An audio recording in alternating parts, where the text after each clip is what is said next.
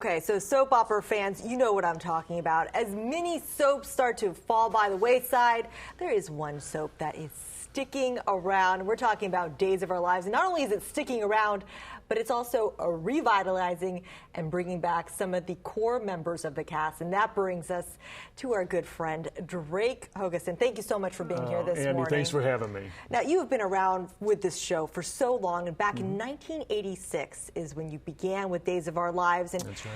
Tell us exactly how you got your start on the show, because from what I understand, you also had a past with baseball, which brought us here. Well, yeah, well, I couldn't play baseball, obviously. In fact, one of my coaches said, I think you act more like a ball player than you play like one. But you were drafted. So that was kind of like, drafted. Yeah, I was drafted by the Cardinals and by the Yankees, right. And I played professionally with the Yankees for a couple of years, and until I realized that I did act more like a ball player than I played like one. So I got into the acting profession out of the blue, and had some success in some series work, and then came Days of Our Lives. Ah, yes. And that was the life changer right there. And I started on January 23rd, 1986, and I had a great 23-year run. And there were a couple years we took off, and now we're back. Now, and when you say we, you're also talking about your partner in crime, who we're looking My at leading right lady, here. Deidre Hall, right? We create some great chemistry together, and look at these shots here. This goes These are way old back. school, aren't yeah, they? this is back probably in the this is in the 80s. I like the hair, Drake. It's a good Yeah. It's a good look.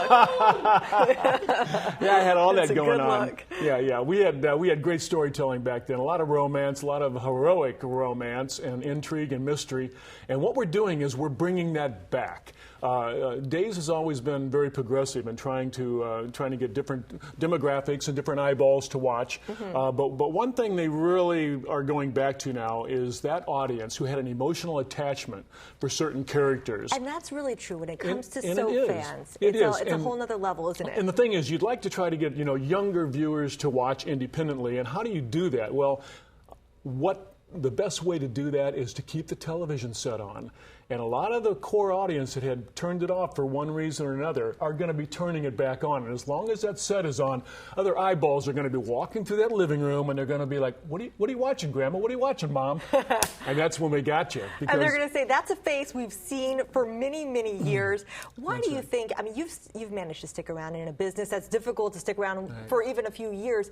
Both this show has had huge success. You have had huge success. What is the secret behind it? I'll tell you, there's a couple different elements that are very, very crucial. The first thing, you have to have engaging writing. And you have a new writer coming on board. We have Marlena McPherson and Daryl Ray Thomas, and they've been with us before. They just wrote outstandingly in the 90s and then left to do another soap opera. And you have to have compelling actors. And those are the two elements. And we've got a production staff with Greg Ming and Noel Maxim, young, energetic people who are very progressive, and they're going to tell contemporary stories, but yet they're also going to put the viewers back in that warm, fuzzy place they were back in the 80s and the 90s, and you're going to get that flavor again. You got to take soap opera back to a simplistic form. You have to tell that story. I'm going to come over, Andy, and I'm going to borrow a cup of sugar. Yeah. But I really don't want just the sugar. Are we going to do a scene right now?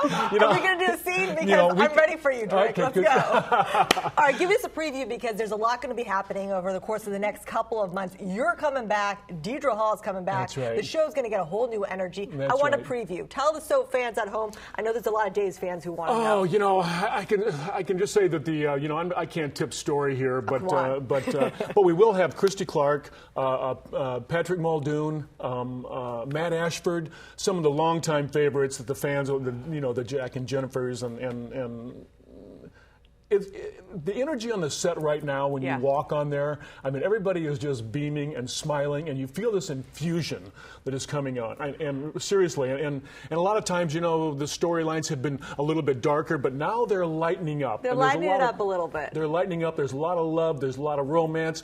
And right away, they've already put the intrigue in there. There are story points. You're picking the scripts up every day, and you're flipping them and saying, where's it going? Where's it going? And the writers are keeping us guessing, too, so we're on our toes on the floor. That's how we like it. Drake, you're going to be back in September. We're going to be watching you. Now, I want you to toss over to Ted. I want you to look in camera, too. Toss to Ted and give me your soap opera. Say, Ted, it's back to you, but give it to me with soap opera energy.